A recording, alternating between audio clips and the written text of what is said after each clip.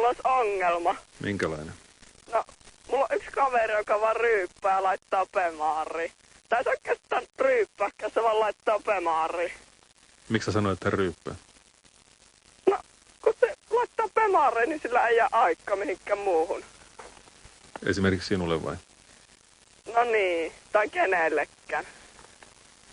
Minkälainen suhde sulla tähän kaveriin on? No ei kovin hyvä, mutta se on vaan niinku kaveri. Niin. Mut niinku, mitä nyt voisi tehdä, kun se vaan laittaa aina sitä pemaariin? No mitäs vikaa siinä, jos hän laittaa pemari? Kun sillä ei aikaa mihinkään muuhun. No miksi sillä pitäisi olla aikaa johonkin muuhun? No pitäis on se nyt vähän kavereitakin nähdä. Miksi sä oot siitä niin huolissaan? No kun se sulkeutuu liiaksi, jos se vaan laittaa pemaariin. Mutta ei ryyppää kuitenkaan. No vähän joskus jos on aikaa. Jos ei ole pemaari rikki. Niin. No mitä, onko tää sun ystävästä tai jollakin tavalla läheinen ihminen? No on se aika läheinen, mutta ei nyt sillä tavalla hirmu läheinen, kun ei voi tutustua, kun se vaan laittaa pemaariin. No haluaisitte tutustua siihen? No en välttämättä, kun se vaan laittaa pemaariin. Niin. No eikö se voisi ajatella niin päin, että jos hän haluaa laittaa pemaria? Niin, mutta miksi se haluaa laittaa pemaariin? No en miksi minä se tiedä. haluaa olla kavereiden kanssa? No jos, siis hän on sillä tavalla valinnut. Niin, mutta voisiko sille jotain sanoa? Kun ei uskaltaisi mennä sanomaan suoraan, että älä laita pemaariin. Niin. Ehkä se menee vähän niin päin, että miksi sun pitäisi mennä hänelle sanomaan, mitä hänen pitää tehdä.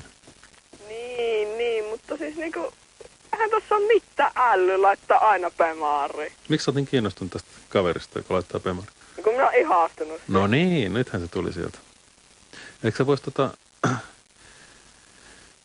sit jotenkin, sä et oikein uskalla mennä puhumaan hänen kanssaan? No en, kun ei sitä ikinä näy missään. Et jalat näkyy auton alta vai? Niin. Joo. No eikö sinne ole mahdollista mennä ikään kuin kurkistamaan, että hei siellä, että mitäs pemarin laittaminen sujuu? Ei se päästä pemarin lähelle ketään muita. No onhan se vaikeeta. Niin. Et sä vois lähettää jotain savumerkkiä tai kirjekyyhkyä tai jotain. Ei se ole hyvä idea, ei se onnistu. No voi. Eikä se ikinä vastaa puhelimenkaan. Oot sä yrittänyt? On. Semmoista. No kyllä tuo tilanne vaikuttaa aika siltä olla patti hommalta, jos mitään lähestymistapaa ei ole.